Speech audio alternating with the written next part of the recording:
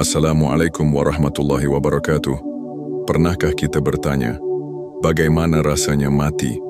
Bukan sekadar berhentinya napas, bukan hanya tubuh yang dingin terbujur kaku, tapi bagaimana rasanya jiwa kita ketika terlepas dari dunia yang selama ini begitu kita cintai?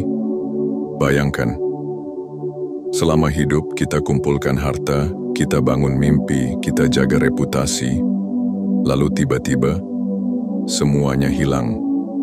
Tubuh kita dikubur dan jiwa kita bangun dalam kenyataan yang tak pernah kita duga. Apa yang akan kita rasakan? Tenang atau tersiksa? Bahagia atau penuh malu?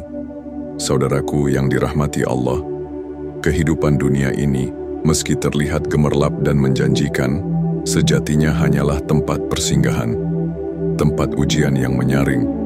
Siapa di antara kita yang benar-benar mencintai Allah dan siapa yang hanya mencintai dunia?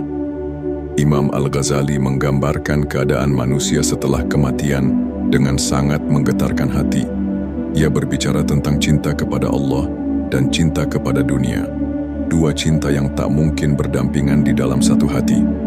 Jika cinta dunia lebih besar, maka seseorang akan menderita setelah kematiannya, karena ia akan dipisahkan secara paksa dari apa yang paling ia cintai, dunia.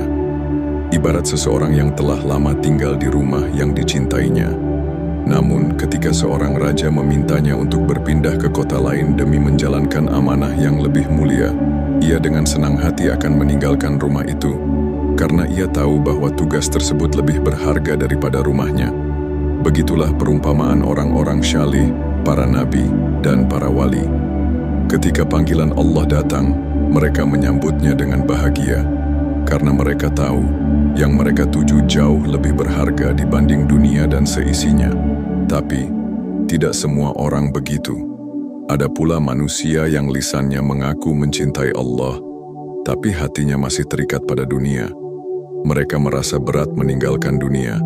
Mereka disiksa, merintih, dan menyesal setelah kematian. Karena kecintaan mereka kepada dunia lebih besar daripada cinta kepada Allah. Betapa banyak manusia yang selama hidupnya merasa dirinya beriman, merasa cintanya kepada Allah sudah cukup. Namun ketika maut menjemput, barulah tampak bahwa cintanya belum benar-benar teruji. Maka Imam Al-Ghazali berkata, perhatikan kemana hatimu condong ketika perintah Allah bertentangan dengan keinginan duniawimu. Apakah engkau memilih Allah atau memilih dunia? Jika seseorang mengaku cinta kepada Allah, namun tetap membangkang kepadanya, maka pengakuan itu dusta belaka. Dan inilah bentuk dari neraka rohani. Neraka yang terjadi bukan karena api, bukan karena ular atau belatung, tapi karena perpisahan yang menyakitkan dengan sesuatu yang sangat dicintai, dunia. Ketika seseorang diambil dari dunia yang sangat ia cintai, lalu dibangkitkan dalam keadaan hina dan penuh kehinaan, itulah derita yang tak terlukiskan. Mereka yang demikian, Imam Al-Ghazali katakan, akan mengalami penderitaan bak seorang raja yang mendadak diusir dari singgasananya, menjadi bahan ejekan dan hinaan setelah hidup penuh kemewahan. Bayangkan rasa hancur yang muncul dari situ. Itulah derita jiwa yang akan mereka rasakan setelah kematian. Ada juga neraka yang bernama rasa malu. Orang-orang yang selama hidupnya suka bergunjing, mengumpat, menghina orang lain, akan dibangkitkan dalam bentuk yang memalukan. Ia akan tampak seperti kanibal, memakan bangkai saudaranya sendiri. Orang-orang yang iri hati, yang senang menyakiti orang lain dengan kata dan perbuatan, akan dibangkitkan seolah melempar batu ke tembok, lalu batu itu memantul dan mengenai anaknya sendiri.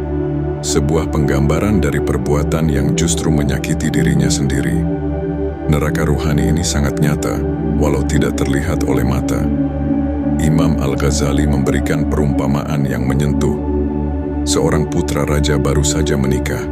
Di malam pertamanya, ia keluar bersama teman-temannya lalu mabuk.